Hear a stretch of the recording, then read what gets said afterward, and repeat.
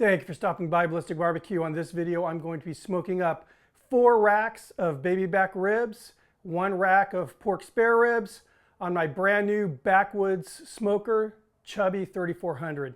Let's get going.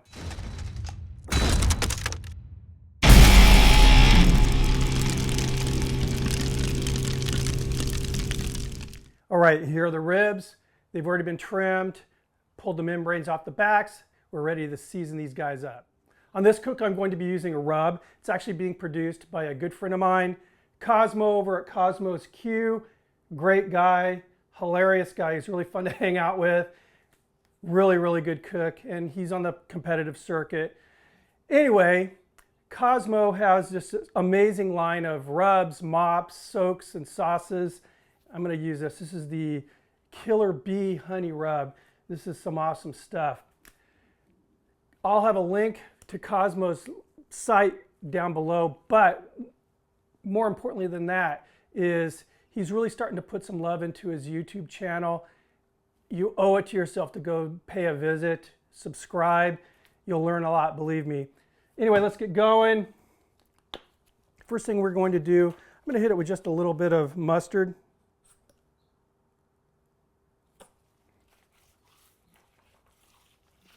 Just using this as a binder, but obviously it will help that rub adhere.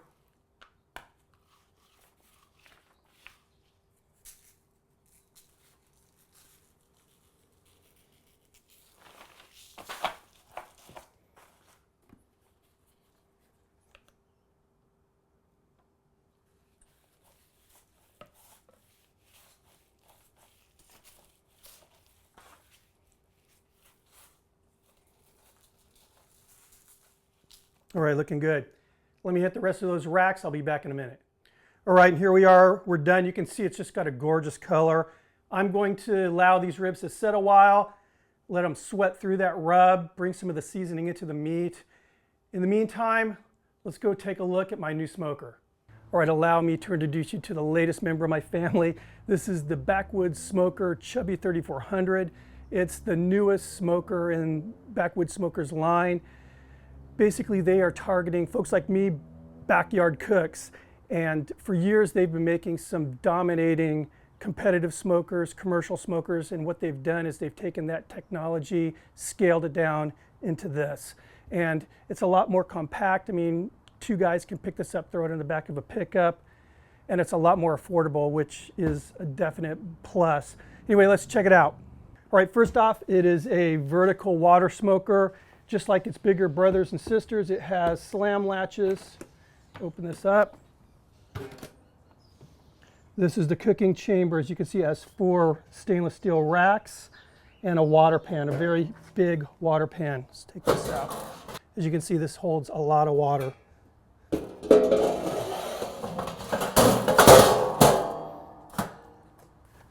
So the racks all pull out, stay in place. Obviously, you do not have to use all of them for the bigger cuts of meat.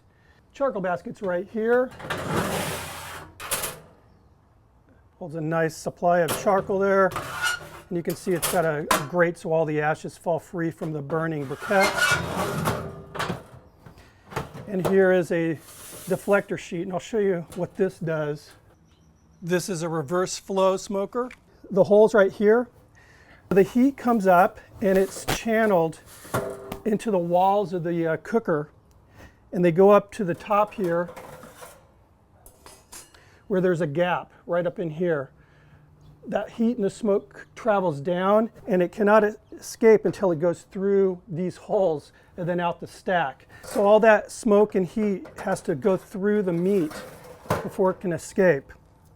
Now, as far as your adjustments, we have dampers on both sides. And then up on top here, we have the damper for the chimney. So this cooker is insulated, double walled, and again, has those great slam latches. Nice thermometer right on the front here of the door. Speaking of the thermometer, the way this thing works, the way it's designed, again, that heat's coming out of the top, that gap there at the top, coming down through the meat, and then exiting through those holes.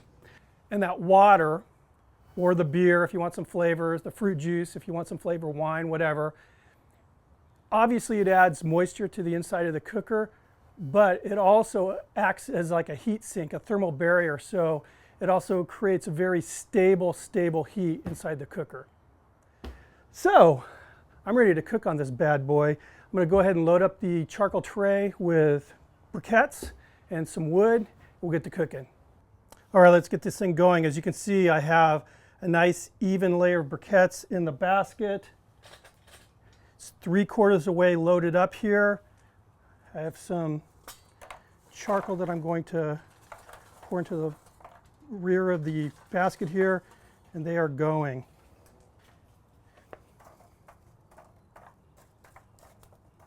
Now I have some hickory chunks. We're just going to kind of stage these throughout the basket.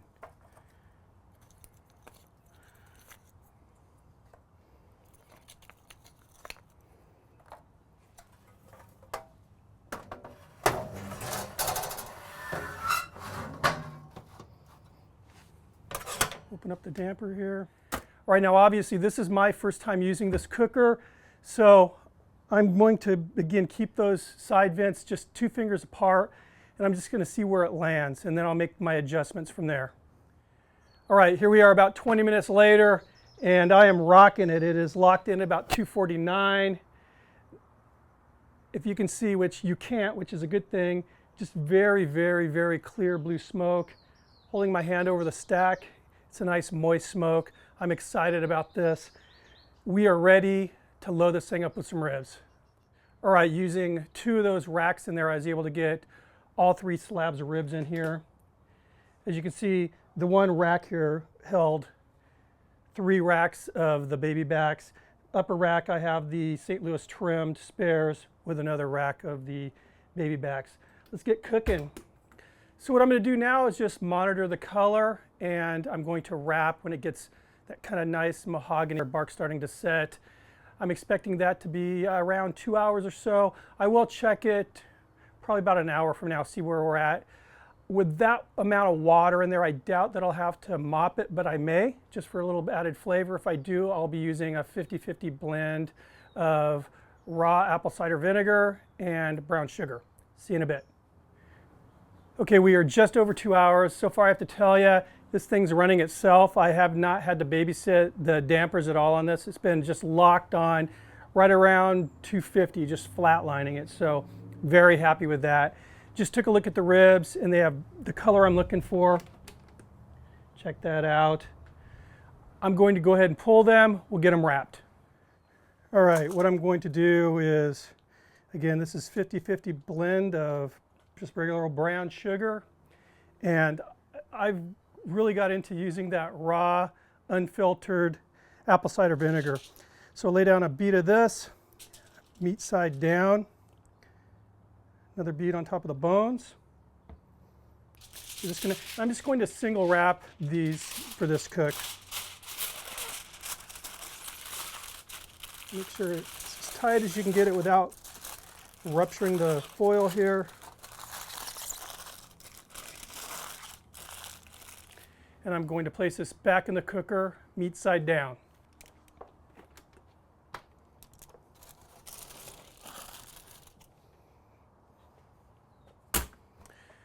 All right, now we're cooking till tender.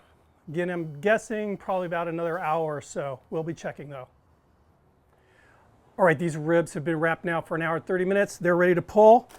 This particular rack of ribs here came from the upper shelf, the upper rack. And it's a little bit more done than the others, but it's still not falling off the bone. You can see the bones are definitely pulling away from the meat. I mean, if I gave this a good twist, the bone would come out. This is good. So what I'm going to do now is go ahead and pull all these racks, drain them. I'm going to hit them with just a little bit more rub, and I'm going to glaze them. I know some of you don't like that, but we do. And then I'll get them back on the pit. All right, like I said, I'm glazing these bad boys, so I have the other racks are already in the smoker. Let me get this last one finished. So I'm just hitting it with a little bit more of that Killer Bee rub. And then I'm using Cosmos Competition barbecue sauce. This stuff is awesome. I'm not going real heavy, just again, it's just a light glaze.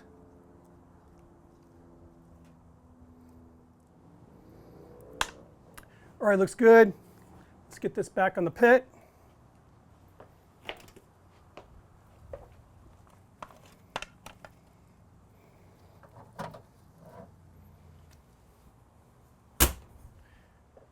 All right, so I'm guessing another 15-20 minutes, just long enough to let the ribs set up.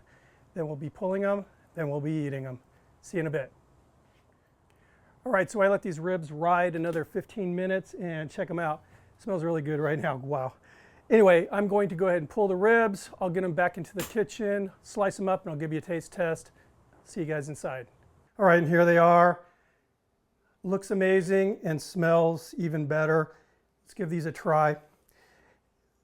The spares turned out really good, really tender, but since most of these are obviously the loin back, the baby backs, I'm going to give this a try right off the bat here.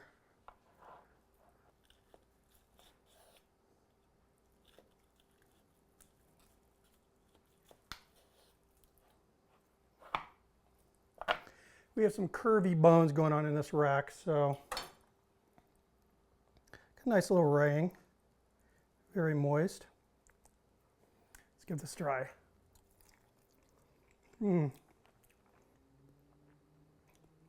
Nice bite. Wow.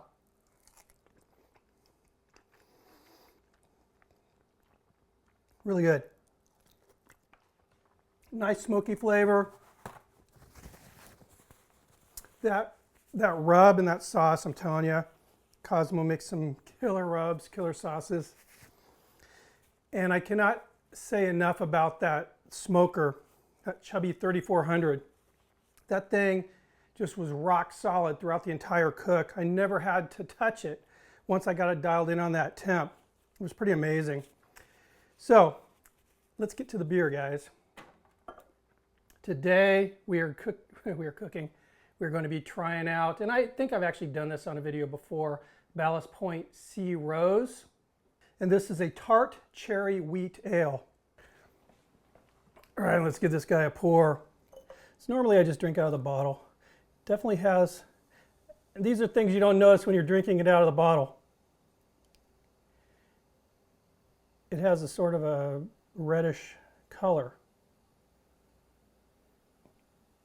Or a hue, I guess is the best way to describe it.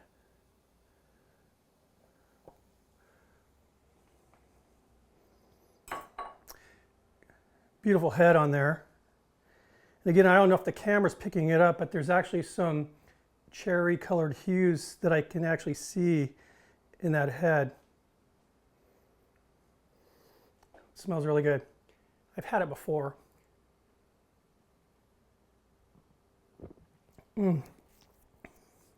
So right when you raise it up to your nose, you can smell the cherry, but it doesn't have that medicine-y taste, but there is a tart taste. Almost like a, this is going to sound gross, but like those sweet tart candies, there's that tartness, but more of a cherry tartness. It's good. All right, Ballast Point, you've redeemed yourself after that last fiasco I had with that red velvet. I could not stand. Anyway, guys, links down below for Backwoods Smoker. Links down below for Cosmos Q. Again, check out his channel, subscribe him. Great guy. And there's going to be some great things coming from that channel, I can guarantee you. Thanks for stopping by. I'll see you on the next video. Cheers.